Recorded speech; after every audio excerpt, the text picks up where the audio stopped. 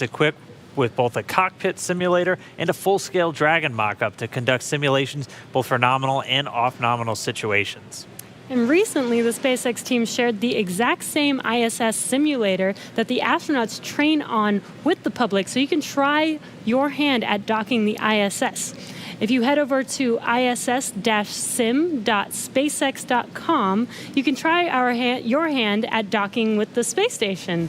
And I've tried it once before. It was really difficult. It looks way more, it's more difficult than it actually is, I think. Yeah, flying in space is really deceiving. Just when you think you're going really slow and everything's okay, the next thing you know, you're careening into the space station. So it's way harder. You have to go way slower than you think. It might take a couple of tries, but it's doable. Yeah, but you guys should try it and check it out and see if you can do it.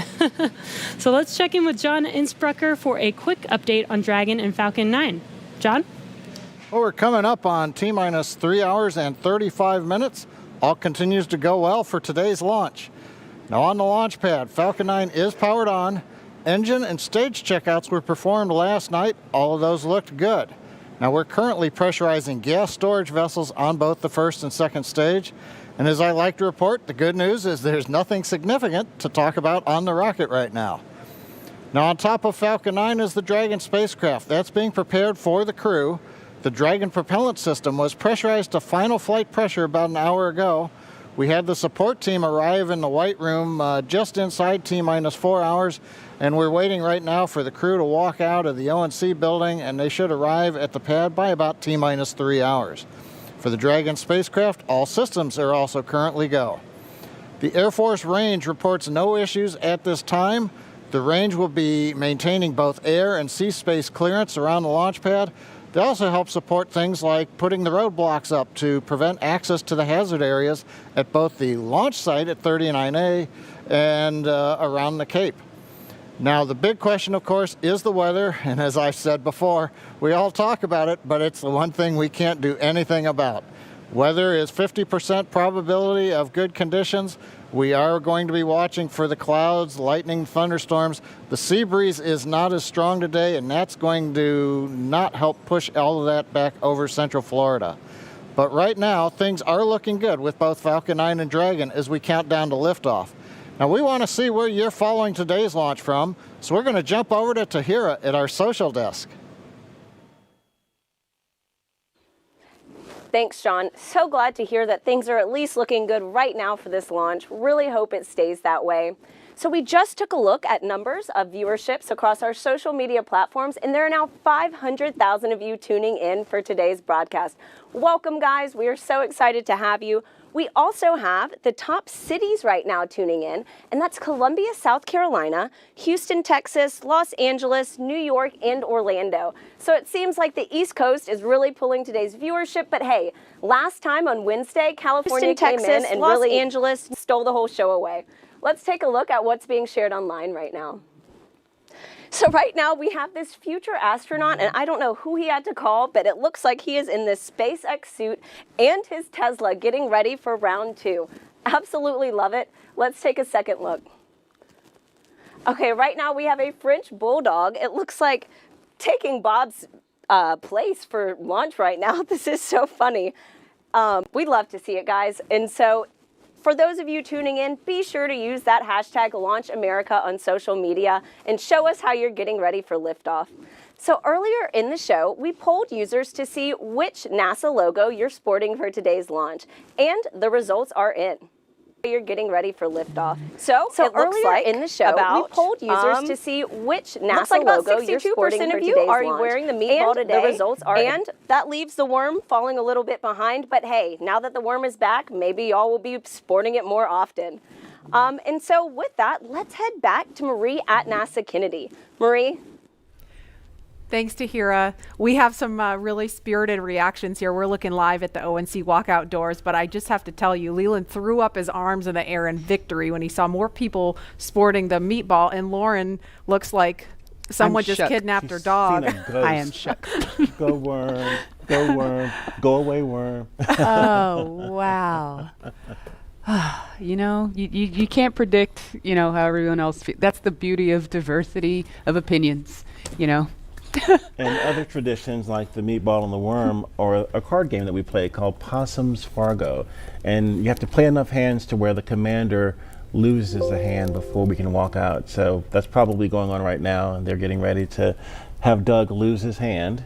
Yes. And then we can get in the elevator and come out and get in the spaceship. Yep, so we're giving them that moment in private. And Leland, I wanted to ask you too, because I know, we had a scrub really late in the count yesterday. We got just under T-minus 17 minutes, and we were all like, oh, it was like a collective groan across the country, everybody watching.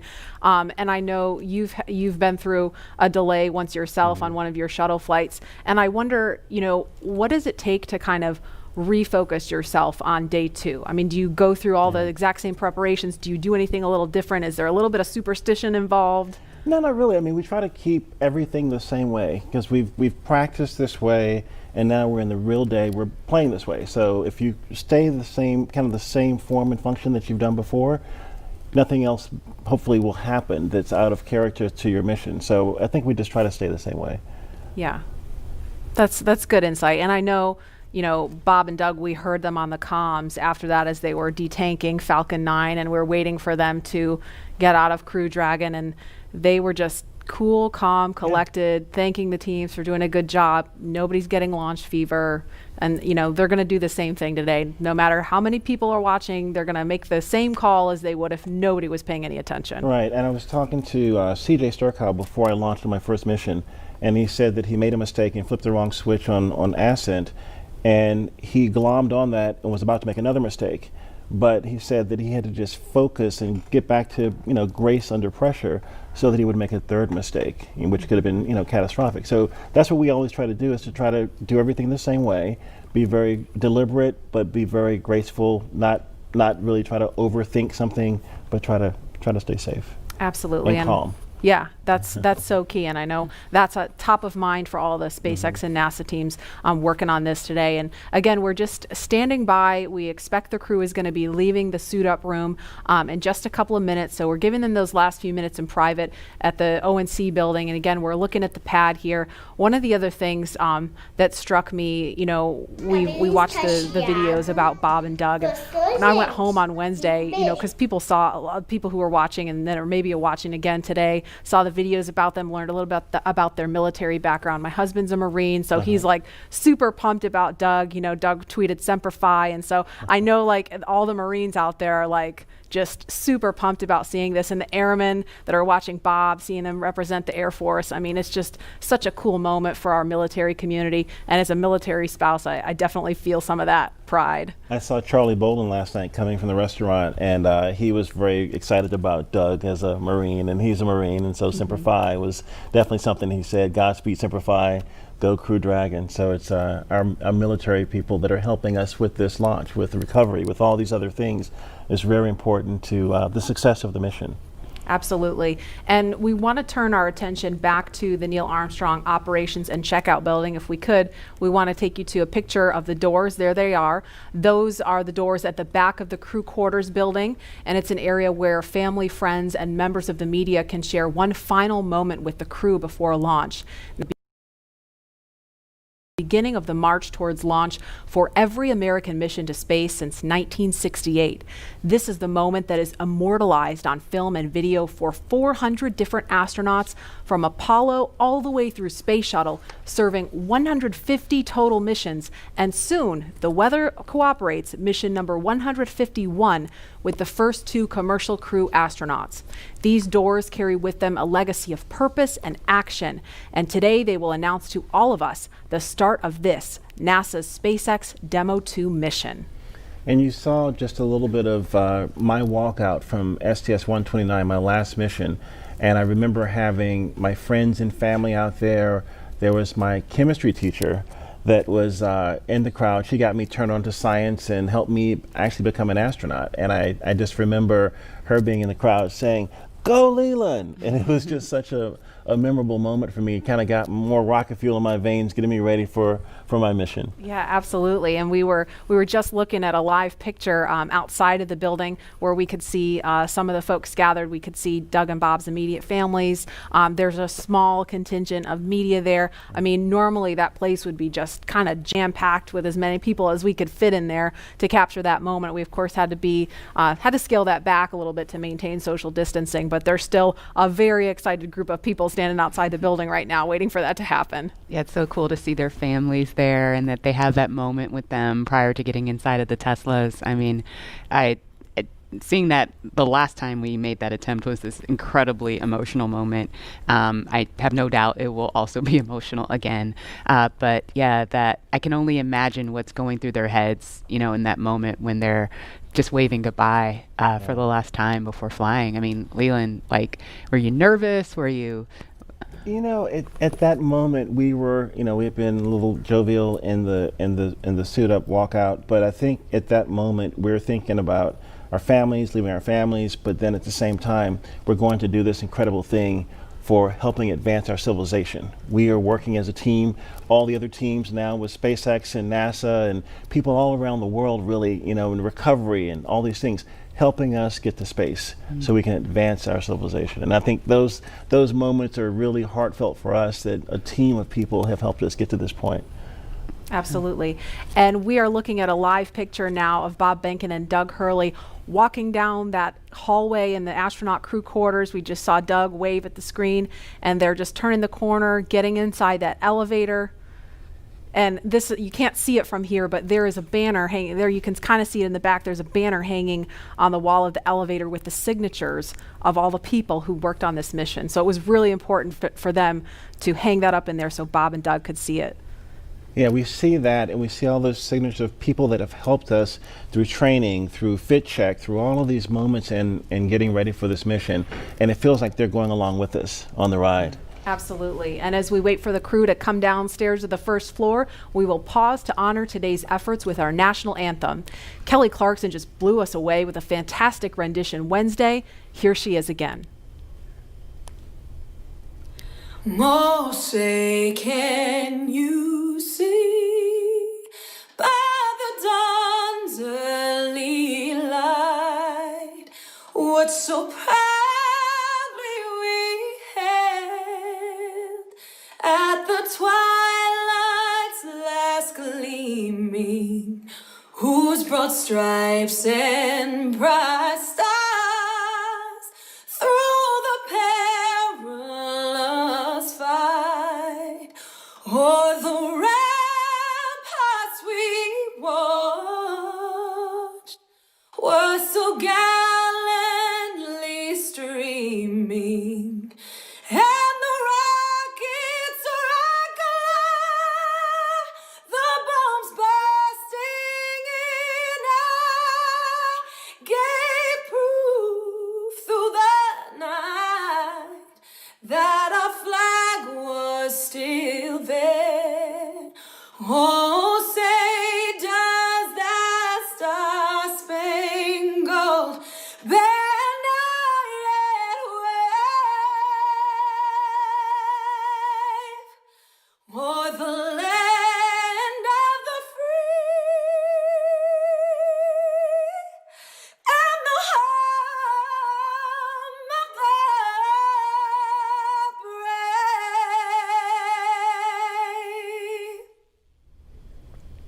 Oh, I got goosebumps listening to that. I mean, it doesn't get old. We heard it Wednesday, but I mean, I could hear that every day of the week. She was blowing. Yeah, amazing. That's a live look again at Launch Complex 39A. We are awaiting astronauts Bob Behnken and Doug Hurley to walk out of the Neil Armstrong Operations and Checkout Building any minute now. So we're going to be ready to cut to that shot just as soon as we get the word that they're ready to walk out that door. Those doors, excuse me.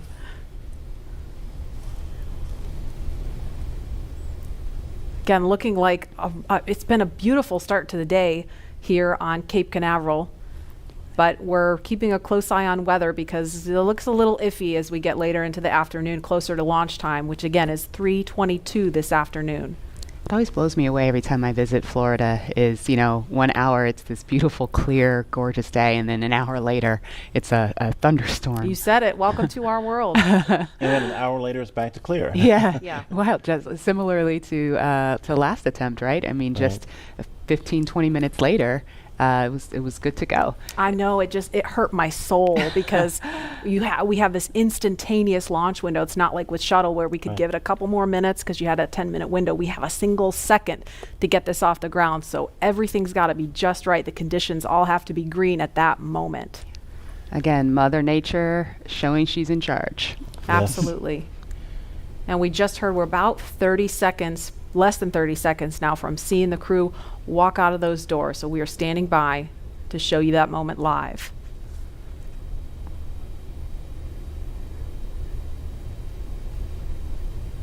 There's a live look at the ONC walkout doors. Marie, I think my STS-129 patch is still over top of the door. There's a bunch of patches up there unless they've removed them and put space station patches up there. But this is a very solemn moment for walkout from, a storied legacy of Apollo and seeing Apollo astronauts walk out of these doors. And now we're getting back to U.S. astronauts launching from American soil, walking through these doors again. It's an incredible moment in the era of space travel. And we saw some just beautiful moments when they walked out on Wednesday, and looking forward to seeing those again. I was perusing all of the different newspapers and stories online and just taking in all the photographs, and there the doors are opening. Here they come. Great. And there they are, NASA astronauts. Small crowd, but big cheers. NASA astronauts Bob Behnken and Doug Hurley, Doug on the left, Bob on the right, waving to the crowd there to cheer them on.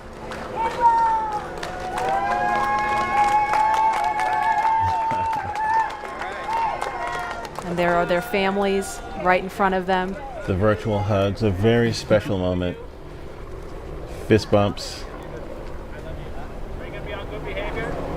Are you going to listen to mommy and make her life easy? You can hear them. Ready? Let's light this candle, I agree. Launch America! Bye, guys. Go up.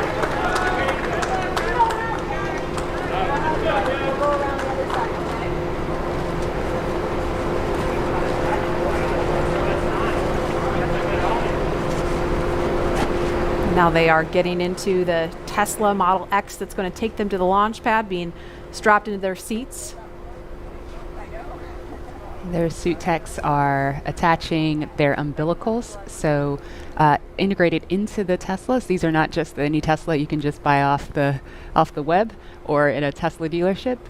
They've been outfitted with cooling units, and that white umbilical, similar to what you saw in the suit room, that umbilical is being connected to the suit to provide cooling air to the astronauts while they're on the way to the pad.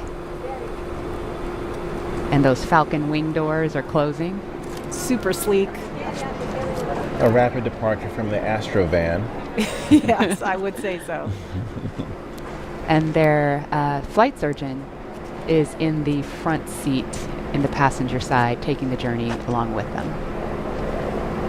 As I mentioned last time, we always think about the technology and the rockets, but this is what it's all about. The families coming together, supporting the families, us working together as a team to ensure they get up there safely and back home safely for their families.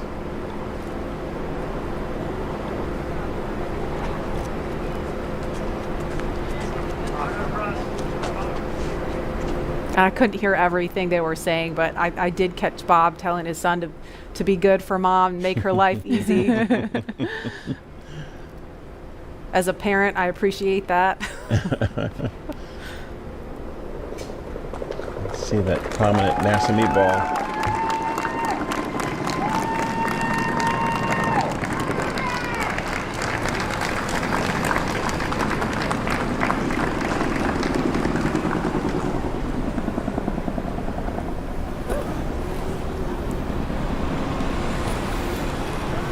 Now, as we watch the convoy begin their journey to Pad 39A, to our SpaceX and NASA family who over the years made this mission a reality and who have worked this launch campaign up to this point, we have you here in our thoughts. And we wish every one of you could be here to see this up close. But we want you to be part of this journey regardless of where you call home and regardless of where you're watching from today. And so for the next few minutes, we are going to follow the convoy, but highlight those whose words and hands and thoughts built all that we see here today. We hope all of you watching can feel the pride each of these NASA and SpaceX team members has for this drive out to the pad. This is Laura Segura from the Commercial Crew Program. We're so excited about this historical day. Congratulations on being a part of the very first mission for human spaceflight, commercial human spaceflight ever. We're behind you, Bob and Doug.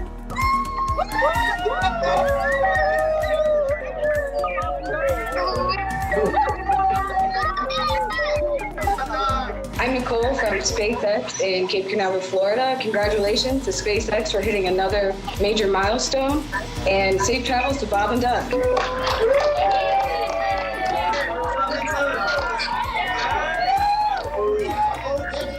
Bob and Doug, as the launch vehicle chief engineer, we've got a lot of our launch vehicle team here to wish you a very wonderful and safe ride on a Falcon 9 coming up to Demo 2. We're so excited for you. And launch America. It's time to launch. Let's go.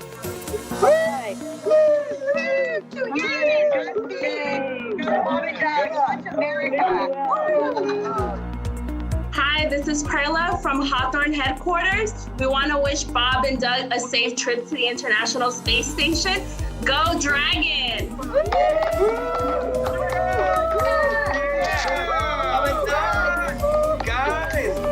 It's been 9 years in the making. This is such a historic time, and our team has worked so hard, and we're very excited to be here. Go Bob and Doug!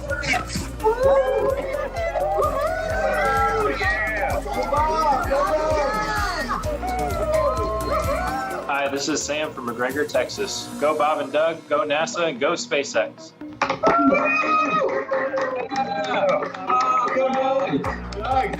Sean O'Rourke from Johnson Space Center. Bob and Doug, wishing you a great flight. I just wanted to tell you good luck.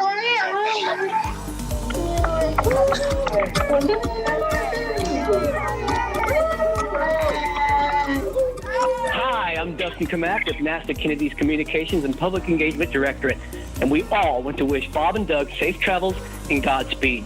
You are both an inspiration to us all. Now, let's get out there and launch America. Let's do it. Come on, launch America.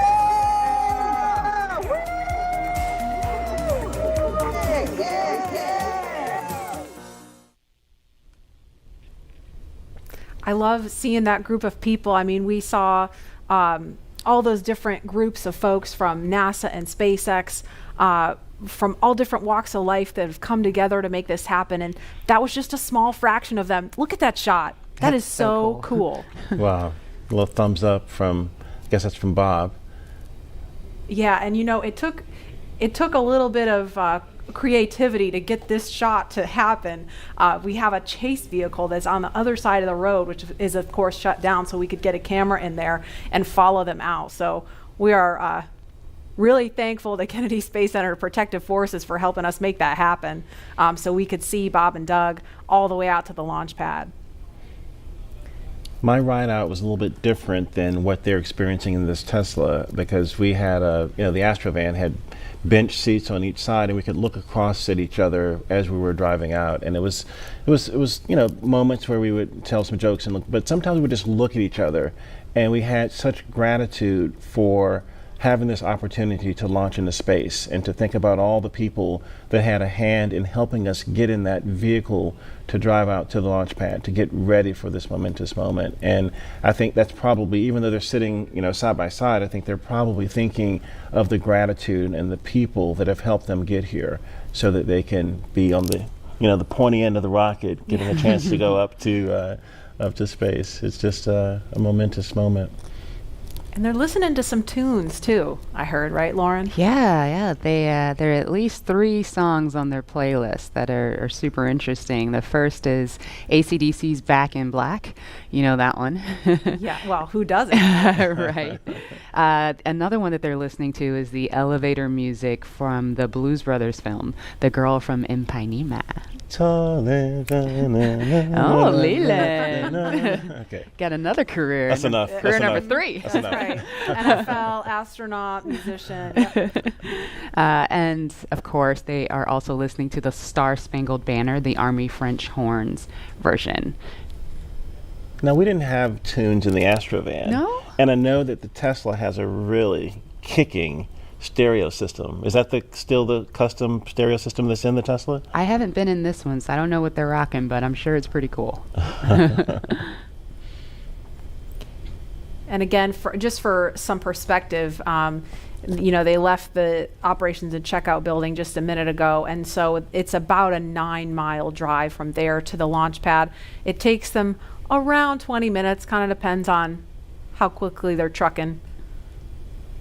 The other thing sometimes that you hear as you're in the convoy is the helicopter, the Huey helicopter flying overhead, and it's kind of also, you're thinking military, you're thinking really important things, and it's a moment that also kind of solidifies in you that, hey, something big is about to happen, and that whoop, whoop, whoop, whoop, the sound of that Huey is just in your head, and it feels good that all these people are helping you get there safely. Yeah, I think we heard that actually coming by We did. this building earlier, because we were talking. I was like, I hope that's what I think it is. And it was pretty low because it was pretty loud. You could feel it, too. I could feel it. I took this drive yesterday in my rental car, and granted it wasn't in a Model X, and I'm not an astronaut, but driving to 39A, that same route, and trying to put myself, imagine myself in that headspace, it was pretty awesome. I got to figure out how to get on Falcon 9. Lauren, we're all astronauts. We're in space. That is true. You just got to get on the rocket. Yeah, well, Leland, there's a big group of people that want you there. I think we should, listen to them. Yeah, I'm all for it. I think we should. Maybe we should make that a poll question. Yeah.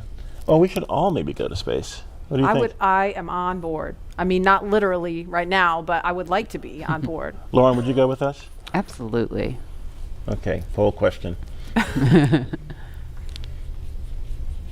We have so many people watching online, sending well wishes to Bob and Doug. I mean, it started early this week as we were ramping up for Wednesday, and I feel like it's just been this buildup of momentum because, we were following along Wednesday, and now we're all following along Saturday, and we have people watching from home that hopefully don't have to work today and can really tune into what's going on here. And we, as astronauts, truly appreciate all the support, all the social media feeds, and we think about, our families. We saw Megan and Karen there with their sons, wishing Doug and Bob well wishes and Godspeed as they head off in these Teslas to launch pad 39A that launched the Apollo astronauts. And I think, this is just one of those moments where everyone in this country is coming together to wish them well, to get them to space safely. It's a really great day. And they are just now on Saturn Causeway. They just made that right turn onto Saturn Causeway. So to the right of the screen, that building is the Operations and Support Building 2. And on the left, it's out of view right now, is the Vehicle Assembly Building, that iconic building that processed the Space Shuttle and Saturn V rocket also. That's where that mobile transporter used to take out the Apollo, Saturn V rockets and the Space Shuttle. It's just an incredible machine. And where they're passing right now, I mean, if we were to run outside, we could wave because we are off to the right of your screen there at the press site where you see a group of media there. So from this point, they've still got about 3 miles to go from here. I'll see you guys later. I'll be back in a minute. You're gonna go hop in. And obviously, it's not just Bob and Doug's Tesla. There's a number of cars in that convoy. They're being escorted by Kennedy Space Center Protective Forces and also SpaceX Security. They have a flight surgeon there with them. And we've seen just a sprinkle of folks along the way.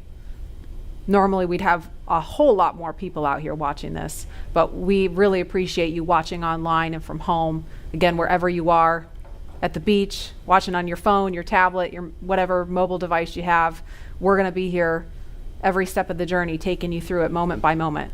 There's a cool shot with the worm on the roof. There we go. The second place worm, yes. The second place worm. So, Leland, when I drive down this road on the way to 39A, on the left, there's that area where the crawler used to drive. Do you tell us a little bit about the crawler? Yeah, right there you can see the kind of the gravel where the crawler actually crushes that gravel almost into sand. It's so heavy. When the shuttle will go out and the Apollo Saturn V rocket will go out, and it's just, this thing moves at a glacial rate to get out there because it's got this huge rocket or shuttle on it. But I had a chance to see that when my shuttle went out one day with Alan Poindexter, and it's just this enormous, tracks and vehicle, but you guys do it in a different way, don't you? You don't go out of the vehicle assembly building. You have your own building. Yeah, we have a hangar right there on the pad, so we just roll the rocket up the hill.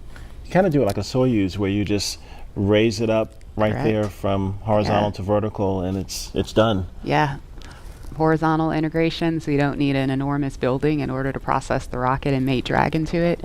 And then once you pin into the pad at the very top of the hill, you raise it up vertical with the transporter erector. And again, all these efficiencies to help us get people to space faster and safer, and this is going to be the future of space travel. And also the relationship between NASA and SpaceX working together as a team to get people up. And at this point, the convoy is approaching pad 39A, and they're entering what is known as the BDA, or blast danger area. Now, before any pad technicians, engineers, or astronauts enter that area around the launch pad, the SpaceX and NASA teams do an internal go, no-go poll to make sure everything is clear. This storied launch pad, which has been the beginning point for so many firsts, is the perfect backdrop for today's historic launch that marks a new first and a new era in human spaceflight.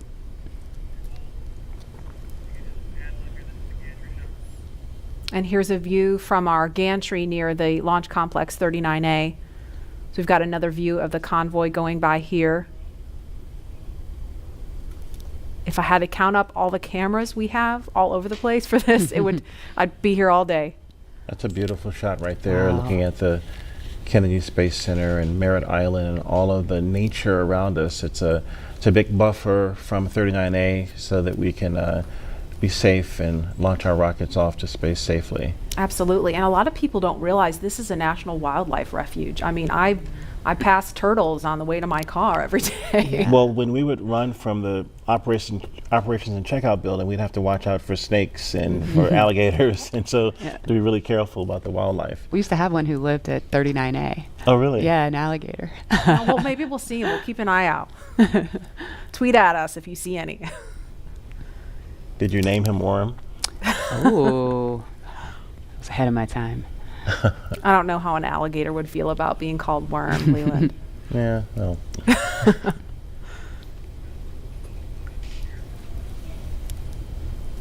And we've got a ton of you following along on social media.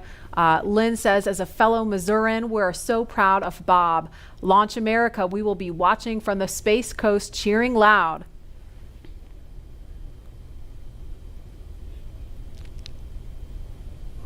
And another comment, Godspeed and good luck, Astro Behnken and Astro Doug, hashtag Launch America.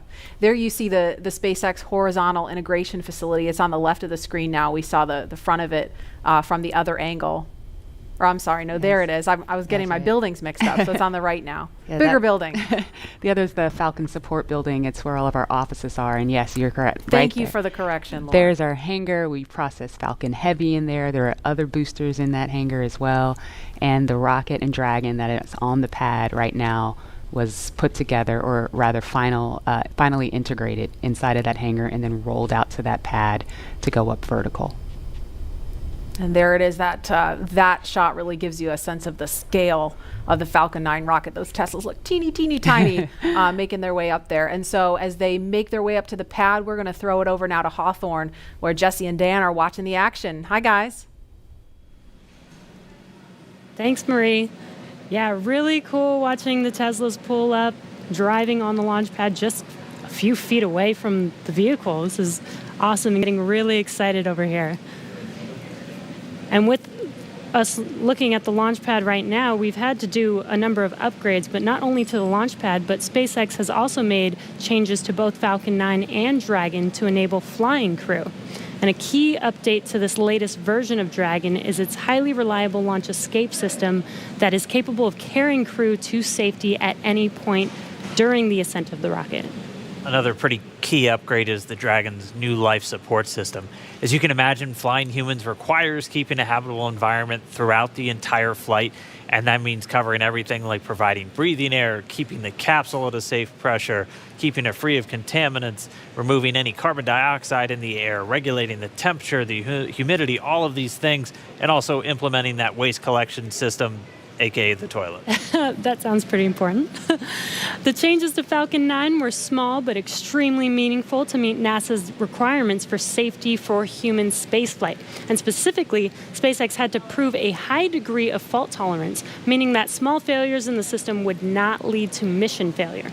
Falcon 9 was already able to handle engine failure, but new emphasis was put on making sure that a failure throughout any phase of launch would not mean mission failure. And this goes all the way down to latches, control valves, electronics, wiring, and so much more.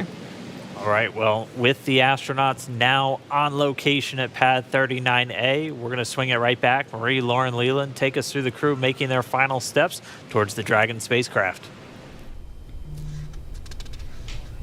Sure thing. So we are looking again at Launch Complex 39A. Just a few seconds ago, we saw the Tesla carrying Bob and Doug pull up to the launch pad. This is the site of so much history, you guys. This is where Apollo and Saturn V rockets that launched to the launch pad took astronauts from. This is the site of so much history, this pad has so much history. Where Leland, you Apollo from there. What's and Saturn V rockets, Crew Dragon, and Falcon 9 there with the pad, the launch, with all of the visual changes that have been made. I mean, what kind of emotions does this stir up in you? You know, when we got out of our Astro van, we stepped out and we just looked up to see this vehicle, and it was creaking, it was groaning, it was making noises, it was getting ready for us to enter it, to take us off planet. And you know, you get a chance to take a picture. Sometimes you stand there, you look there, you think about all the training you've done, all the preparation, and again, all the people that have helped you get there. And it's just a solemn, amazing moment for all of us. And there's another amazing drone shot. Lauren, you explained this a little bit earlier about kind of how SpaceX brings the rocket and capsule vertical. Now that we see it, can you kind of explain that again for folks who maybe missed that? Yes, of course. Dragon is actually processed a few miles down the road at Area 59, or Dragonland as we like to call it. We then put it on a truck and drive it all the way to the hangar where the rocket is. And so what will happen is we'll then we call it breakover, where the vehicle's up vertical will turn it sideways because the rocket is being processed sideways or horizontal into the hangar.